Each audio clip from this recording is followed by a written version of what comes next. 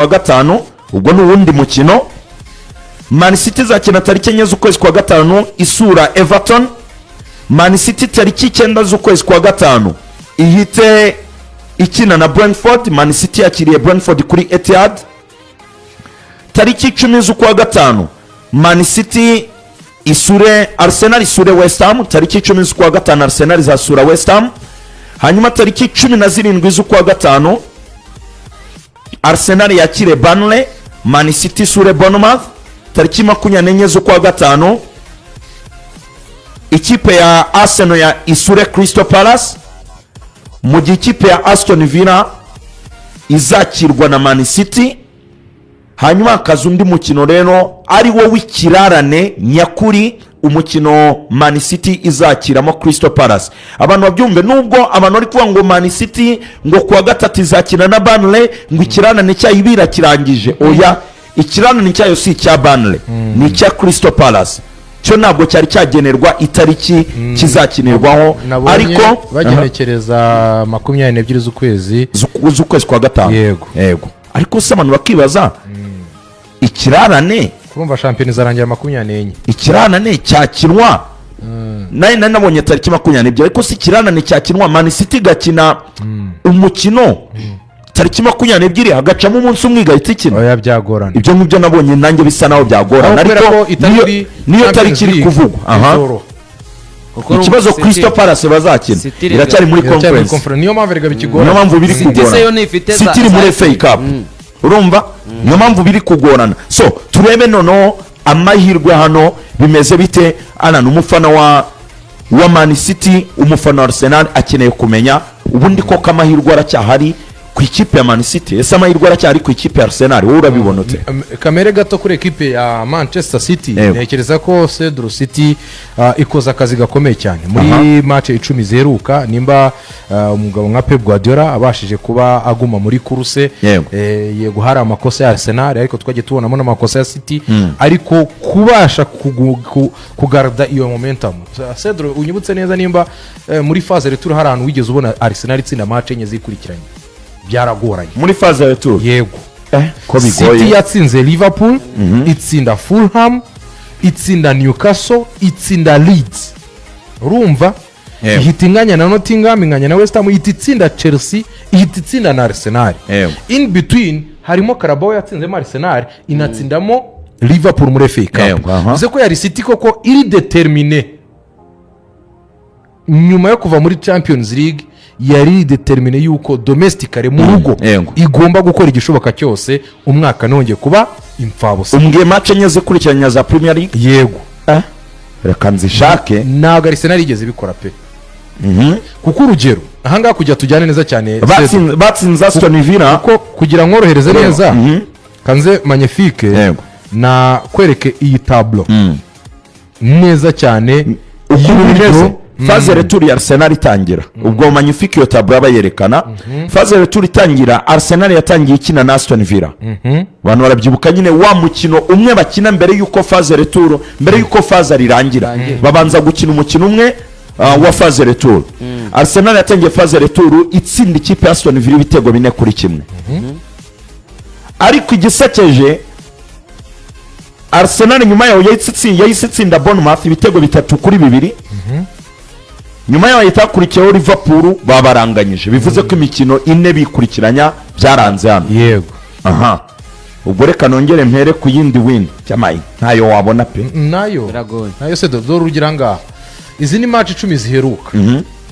Uzi yuko nabaze guhera kuri match 30 ziheruka za Premier League. Sitari iyoboye urutonde form match 30 ziheruka. Unknown form team is Man City. Yego. Bivuze ko ikinyuranyo ni match Arsenal ibarusha. Urumva icyo kintu muri match 30. Ubwo nushyira 3 nicyo kinyuranye kirimo ku manota. Ariko akakanya njya kuri match 10 ziheruka, City yatsinze ibitego 20, yinjizwa ibitego 8. Arsenal no si offensive na defensive, ariko dora amanota ni ngahe 4 match 10 ziheruka. Bivuze ko yari City iri determine yuko mu gice cyako cy'umwaka w'imikino biri buze kugira gute guhinduka. Icyambere Mark Gay yaraguzwe nka renfort mu bwugarizi, twabonye Antoine Semenyo mu busatirizi aka kanya niwe second top scorer wa Manchester City. Ibyo bikwereka ekipe ya City yari izi icyo isigaje kugira ngo ibashe gufatirana Arsenal. Rero ngiye kuri izo match basigaje Magnifique natwereke kuri izo fixtures nanone ku mande zombi. Ekipe ya Manchester City irakina na Burnley kuri Turf Moor, sibyo? Ikina na Everton kuri Hildingson Stadium. Izi match ebyiri ziri away. Burnley rekanye kuremo kuko Burnley aka kanya se ekipe ndi bushyira imbere ya City bijyanye n'umwanya bariho, ariko binajyanye n'ubushobozi n'ubundi bw'icyo City yagakoze mu ekipe ishaka igikombe kameme. So kuri Everton, kuri Brentford mu rugo, kuri Bournemouth away, sibyo? Kuri Aston Villa, izo ni match zisa mu kurusho Cedro. Aka kanya icyo nshaka kukwereka, iyo ugiye kureba kuri fixtures za Arsenal na City irakina na Burnley, sibyo? Arsenal ikina na Newcastle, match ikomeye ni ya Newcastle birumvikana. City ije kwa Everton kuri Hildingson, Arsenal yakiriye Fulham. Mu buryo bw'umunzani urumva ko iyasuye Everton ni ikomerewe, sibyo?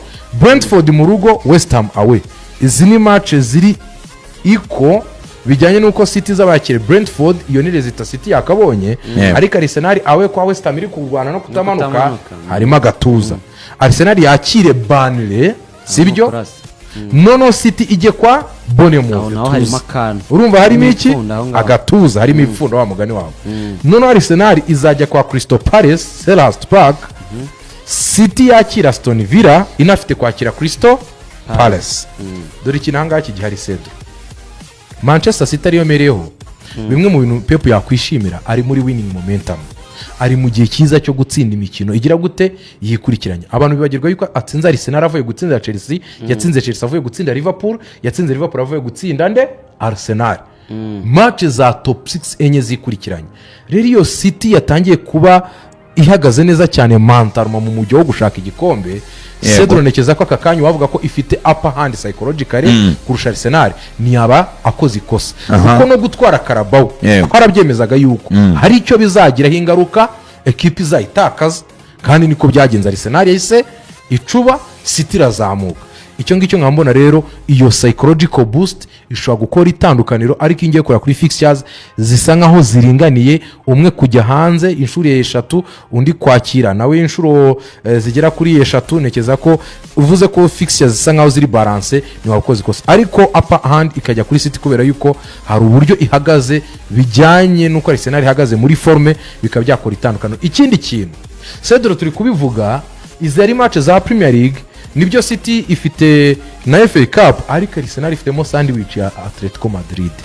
Ese uzaba wavuye kwa Atletico Madrid uri bwipime kuri West Ham away, cyangwa kuri Crystal Palace, cyangwa se kuri iyo Burnley, cyangwa se kuri iyo Fulham, iyo izaba ari match yoroshye kuba wajongera, kuko bimwe mu bintu bikozeho Arsenal ni ukuba yaragerageje kuba yajya mu bikombe byose, none muri cya gihe ibuza abakinnyi Arteta akisanga arimo anakoresha main squad ye no muri ya mikino idafite imbaraga, n'ubundi na rimwe iyo adatakaje bigasiga imukostinze physically na mentality y'abakinnyi. Mbona ko rero ku giti cyanjye title race iracyafunguye, ariko akanya bavuga ko Pep afite urufunguzo muri make. Aka kanya cyo navuga City ifite igikombe kugitakaza. Kubera iki? Akanya City nitsinda Burnley irahita ifata urufunguzo kuko irabiyatsinze ibitego byinshi bikora ikinyanya kuri Arsenal, sibyo? Kuko Arsenal irayirusha igitego irayirusha kimwe cyonyine. Gutsinda Burnley bivuze ko n'ubundi City irahita igira gute yegera imbere ho gato. Dore icyo nshaka kuvuga nuko City kuri Pep Guardiola nk'umuntu umenyereye izi kuruse, siwe muntu negeje yuko akora amakosa. Buri Arsenal ikoze ikosa dushobora kurebera ibintu muri angle nyinshi, squad experience, psychological downfall y'abakinnyi nyuma yo gutsindwa na City, utuntu twose. Ariko City aka kanya ikoze amakosa, nahita ndeba kwa Pep Guardiola nkavuga ni igihe ni cyaba kigeze ngo uruhutse ibintu bireke, kuko aka kanya intambara arwanye nibyo niyo yari iremereye, ariko ikurikiyeho kubibara kuri Pep Guardiola biroroshye, sibyo? Kuri Pep tuzi, ariko bigakomezwa nuko ari City twabonye ko this season ayigenda ikora iki amakosa. Icyo kurande kuri Arteta, perfection muri team selection, kuko ikibazo nabonye kuri match ya City ni ikibazo twajya tubona kuri za match n'ubundi Arsenal yagiye itakaza. Match nyinshi Arsenal yagiye itakaza, ni yatakaza kubera yuko twarushejwe byagenze gute, ariko kuko Arteta hari ahantu atabaye maso mu gihe cyo gusimbuza umukinnyi runaka, akisanga hakoreye iki ikosa mbona ko rero ni uburyo Mikel Arteta agiye kujongera ayo marushanwa Champions League na Premier League squad selection umukinnyi nyawe mu mukino nyawo akareba yuko yatsinda match 5 zikurikiranye kuko nicyo asabwa. Magnifique name ako kantu muhaye turacyari kwibaza ninde ufite amahirwe ese Arsenal amahirwe aracyari mu biganza byanyu muri Gorilla Games unyura kuri wa eshatu akadomo play gorillagames.com cyangwa se ukanyura ku kanyenyeri 878 urwego ugakanda Yesu ugakurikiza amabwiriza. Magnifique nazana kantu muhaye amahirwe yagabanyutse kuri Arsenal yiyongera ku ruhande rwa Man City. Man City akakanya gutwara igikombe Premier League ikubiye rimwe n'ibice 67 abantu badukurikiye kuri YouTube channel murabibona nuko ngo akakanya wayibetingira ati izatwara igikombe Yego ugashyira amafaranga bakagukubira rimwe n'ibice 67 mu gihe Arsenal gutwara igikombe ikubiye kabiri n'ibice 20 abantu bari kubibona neza kabiri n'ibice 20 Arsenal igihe yatwara igikombe. Hanyuma Manchester United itwaye igikombe ikubiye inshuro 10,000 inshuro 1000 yani inshuro 10,000 byore ni inshuro 1000 aha ni inshuro 1000 aha. Hanyuma Aston Villa gutwara igikombe ikubiye inshuro 4,001 Man United gutwara igikombe ikubiye 1,001 Aston Villa gutwara igikombe ikubiye inshuro 4,001 top scorer uzasoza ari top scorer Erling Haaland akubiye rimwe n'ibice 0.8 Semenyo aramutse abaye top scorer bikubiye inshuro 51 Welbeck bikubiye inshuro 151 Jean-Philippe Mateta bikubiye inshuro 201 Cole Palmer bikubiye inshuro 251 Benjamin Sesko bikubiye inshuro 251 Bruno Fernandes inshuro 251 Morgan Gibbs White inshuro 201 uyu mukinnyi wa Nottingham ntiwamuhaha Jonde aya biragoye kuri top score.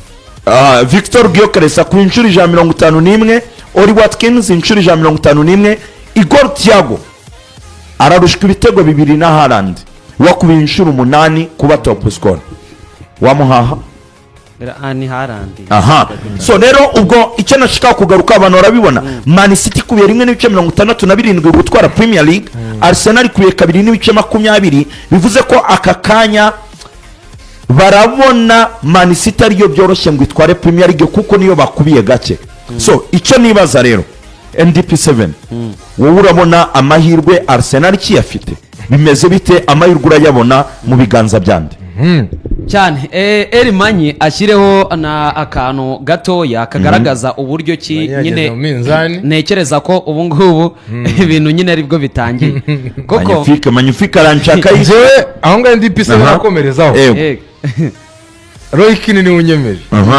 Cedro tujyanye Roy Keane ati I don't care simbyitayeho I'm going to stick with Arsenal of course I'm going to stick with them ngenda cyari kuri Arsenal kuba yatwara igikombe NDP7 ntabwo arakwemeza nanjye ndacyaryamye kuri Arsenal gutwara igikombe donc ndebye Arsenal akakanya iri imbere urumva Man City ifite game in hand ifite umukino w'ikirarane ariko njyewe impamvu ubwo Magnifique ino graphique yarazanyemo ni nige natangazaga ko mbona Arsenal buryo iri kwitwara nkabona inconsistency Man City yari ifite icyo gihe kuko ashize n'ibyumweru 2 I think Arsenal icyo gihe yarushaga Man City amanota 9 aha iyo inconsistency rero iyo inconsistency nabonanaga Man City icyo gihe niyo yatumye mvuga ni Arsenal izatwara igikombe aka kanya still nanjye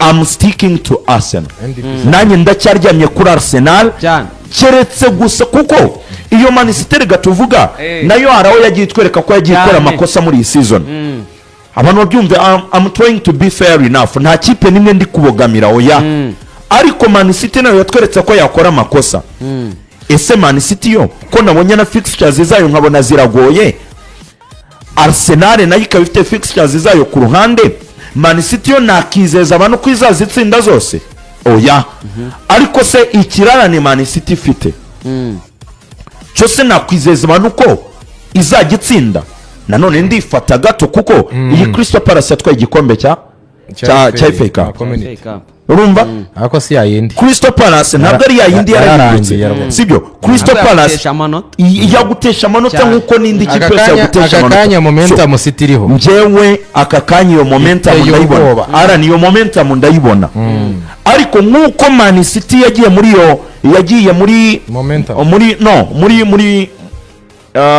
muri meforme yazijyamo Arsenal yo yari iri muri momentum icyo gihe twese twibaza ku mikinire ya Arsenal aka kanya ni nkuko na Arsenal nayo yatangira winning momentum hanyuma Arsenal ikazashiduka ari imeze neza Man City nayo igahita ijya muri meforme byose birashoboka so aka kanya nge ndibaza ko buri kipe yose biracyashoboka ku ruhande rwayo ariko ngewe bijyanye n'uko Arsenal kiri imbere umugani wa Declan Rice ngo it's not done ntabwo birarangira ndacyaha amahirwe yanjye ikipe ya Arsenal cyane ngewe nemera ko ubu ngubu ahubwo nibwo ligue yatangira nkuko uwo bita Mikel Arteta yanabivuze ubu ngubu nibwo ligue yatangira hanyuma uwo bita Pep Guardiola nawe avuga ko biyongereye amahirwe ikizere cyagarutse ku ruhande rw'ikipe ya Manchester City nawe ntabwo yemeza ko byarangiye kuko aka kanya nimba tuvuga ngo Arsenal isigaze game 5 turabizi muri Premier League ibyaho game ntabwo ari ukuvuga ngo urugendo upfa gutsinda Man City nayo isigaje game 6 uwo mukino w'ikirarane si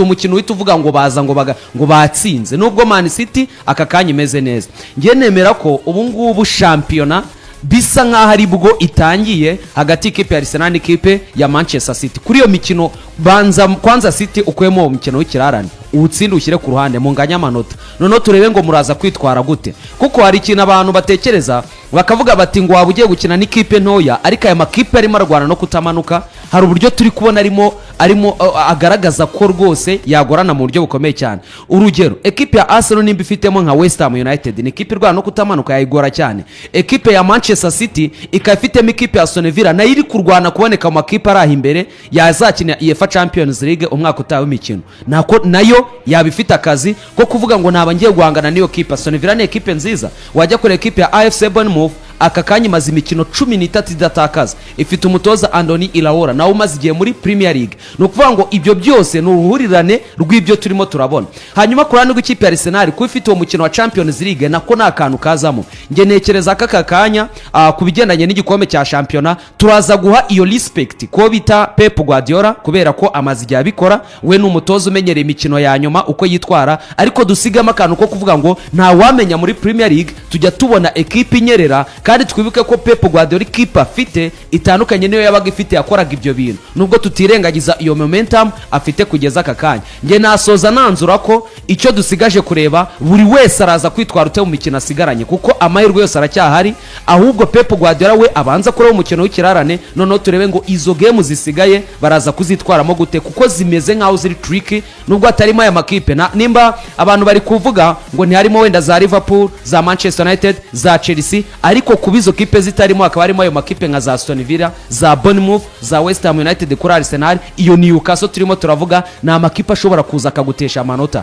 ntiwibirengagize ko Man City igeze gutakaza kuri za Brighton Man City yatakaje ku makipe kuri aya makipe nyine na za Manchester United yatakajeho nayo ni ikipe yatakaza umukino gusa amahirwe menshi cyane arahabwa ikipe ya Manchester City ariko ntiwatawemeza ko byarangiye nge nemeza ko rigari bw'igitangira buri wese asabwa gukora ibye noneho tukareba umunsi wa nyuma wa shampiyona naga kakanya watuhengama ngo uvuge ngo City ngo byarangiye ngo yagitwaye cyangwa ngo Arsenal byarangiye yagitwaye ni bato igikomeje ahubwo ubu ngubu noneho yafunguye mu buryo busesuye so icyo ndi kwibaza rero ni njyewe sezitangira igikombe nanajyaye Man City bigezemo hagati ndebye iyo momentum ya Arsenal uburyo Arsenal yari iri kwitwara nkareba meforme za Man City uburyo yari imeze icyo gihe ndavuga ni Arsenal izatwara igikombe Magnifique wenda nashaka garuremo n'iriya graphic yanjye rwose nari navuze ni I can confirm Arsenal are winning the Premier League this season 2025-2026 ni wowe do you still stick to Arsenal ko nawe wari watanze ko Arsenal ariyo ubona iri favori gutwara iki gikombe aka kanya Cedro naba nsa nkaho nirengagije aho urutonde ruhagaze. Yego. Mvuze yuko Arsenal yabuze ayo mahirwe nayiherezaga njya gutangira sezo kuko bimwe mu by'ingenzi nareberagaho aka kanya bimwe muri byo iracyabifite by'umwihariko abo bakinnyi bashobora kuba bakora iyo tandukaniro aka kanya this season. Arsenal yari imwe mu ekipe atarabasha gutakaza cyangwa se ataratsindwa match ebyiri zikurikiranya. Aka kanya birabaye Bournemouth ndetse na match ya City, ariko ninjya kureba uburyo biri 50-50, uburyo City ishobora kuba yatsinda imikino yayo yose igatwara igikombe, Arsenal itsinze imikino yayo yose nayo ikareba uburyo wenda goal difference yaza kuba ishyirwa ku munzani. Ku giti cyane ndabona Arsenal igifite amahirwe. Kubera iki? Ifite amahirwe kubera yuko nabo nibakiri mu marushanwa menshi, nubwo bafite iyo Atletico Madrid ariko ni match ebyiri zibajyana kuri finale, probably mu gihe bakwitwara neza icyo kikajya ku ruhande. Ariko ije kureba Arsenal bijyanye na statement bakoze kuri Etihad performance wise, uburyo bw'imikinire, uburyo Arteta none yagejeje kuba yajera wa mukino, sinabonye Arsenal ikora ya makosa ya pressure ya Arsenal ibuze kuryama inyuma mu gihe adversary ari kuba mwiza muri moments. Icyo kintu rero kikaba cyamaye ikizere cyuko na Arsenal ishobora kubona ihatana kugeza ku munota wa nyuma. Ahubwo none twibaza tuti City zakora iki kisumbuyeho muri kwa gutsinda ibitego, muri kwa gutsinda ya mikino Arsenal itakora, kuko aka kanya momentum City fit itandukanye niyo ekipi ya Arsenal ifite. City imwe yatsinda imikino 7 muri 10 zeruka, Arsenal gutsindwa match ebyiri zikurikiranya. Unyibutse rya Arsenal bino bintu biherukaho, nekeza ko nibwo bwa mbere babayeho this season. Ujya kora kuri City no phase rutugoye kuri match 10 zeruka twabikomojeho, ni ekipi ihagaze neza, bikoreka ko City iri muri momentum. Ariko kuba Arsenal ikifite ibintu mu biganza byayo, dutsinze imikino yacu uko tugomba kwitsinda kameme convincing rero dutsinda ibitego tugira gute, iracyafite amahirwe ku gikombe. Ariko aka kanya ugiye kureba experience ya Pep Guardiola, ugiye kureba experience ya Bernardo Silva, ba Erling Braut Haaland, ugiye kureba guhera kuri Anfield uburyo bari bambaye uwo mwambaro, ureke Anfield bakuye intsinzi kuri Stamford Bridge, batsinze iyo Arsenal mu gihe gito cyane cyegeranye. Monaco City ifite na izo mbaraga za hatana, ariko still ndabona ku giti cyanjye none kuri inshuro bigiye kuba 50-50 kuruta uko nahita mbona ekipi yari yose isi shuta, kuko Sedo n'uvuga Aston Villa ukavuga Newcastle, ekipe ziri balance awe kuri Hill Dixon Stadium ubwabyo hari sound indi biguhereza, kuko Everton yifuza gukina Europa League cyangwa Conference League, hari indi shusho bikwereka kuguhakatanira igikombe bijyanye n'uwasitaza undi. None ku giti cyanjye sofa none bibaye 50-50 sinyibona undi arusha undi, kuko akanya tujya kubara ninde witwara neza cyane muri match isigaye. So naye ndategereje ngo ngubwo Man City nitwara iki gikombe rwose nzajya imbere y'abantu nisegure bien sûr, kuko nari natangaje Arsenal rwose ndacyayishyigikiye aka kanya. Ariko se ko amahirwe yagabanyutse, ko mbyeretse abantu no muri Gorilla Games ko amahirwe yagabanyutse Arsenal, ese ko kizagerayo? Ese Arsenal yari yemeje abantu rwose mu byumweru nka 2 bishize yerekana ko iri tayari, hapfuye iki ni giki cyanze? So byose tuzagenda tubigaruka, ariko rwose Man City nitwara igikombe nzaza mvuge ni nsabye imbabazi mbiseguyeho, kubera ko ni felicitation wasanzwe ibyo ubona nta kibazo, izaba ari felicitation kuri Man City. Ariko nyine mbisegura mvuge ni bafana ba Man City narabakomerekeje munyereka ko mudakomereka. Ariko Arsenal aka kanya iri muri bad form, Man City iri muri winning momentum iteye ubwoba, ku buryo ntawashidikanya ko Man City nayo ifite amahirwe agaragara ku gikombe cya shampiyona uyu mwaka, bijyanye n'uko Guardiola azwi atsinda ibitego byinshi kandi convincingly. Man City ari amahirwe ifite, ubwo reka tutegereze turebe icyo shampiyona izagena at the end. So tuve kuri iyi match rero twerekeze no mu yandi makuru twabateguriye, ariko nongera kubibutsa ko ibi ngibi nari mbere ku buryo Arsenal itwaye igikombe uburyo ikubiye, Man City itwaye igikombe uburyo ikubiye, biri mu cyo bita Premier League outright. Magnifique nabigarure Premier League outright. Uranyura kuri wa3.playgoragames.com ubetinge ikipe izatwara igikombe, cyangwa se ubetinge uvuga uti iyi kipe ndabona uretse no gutwara igikombe ndabona wenda na Igor Thiago azaba top scorer. Ni ibintu bishoboka cyane. Magnifique nakazane rwose, nyura kuri wa eshatu @playgoragames.com. hanyuma babandi banyura ku kanyenyeri 878 urwego. Bikunaniye kubetinga muri Premier League outright, urahamagara kuri Gorilla Games bakubetingira, uvuga uti njyewe wenda ndabona Arsenal ari izatwara igikombe, njyewe wenda ndabona Man City ari izatwara igikombe, njyewe ndabona Haaland azaba top scorer, njyewe ndabona Igor Thiago azaba top scorer, ndabona wenda Twane Semenyo ndabona ari uzaba top scorer. Birashoboka wabibetingaho muri Gorilla Games mu cyo bita outright, Premier League outright. Kanda kanyenyeri 878 urwego, nibikunanira uhamagare 0788 19 cyangwa se unyure kuri wa eshatu @playgoragames.com, hanyuma ubetinge mu cyo bita Premier League outright, dukine mu rugero hamwe na Gorilla Games. So duhita twerekeza ku mukino rero nawo wari ukomeye cyane muri iyi weekend. Ni umukino wahuje ikipe ya Manchester United n'ikipe ya Chelsea, ariko Chelsea niyo yari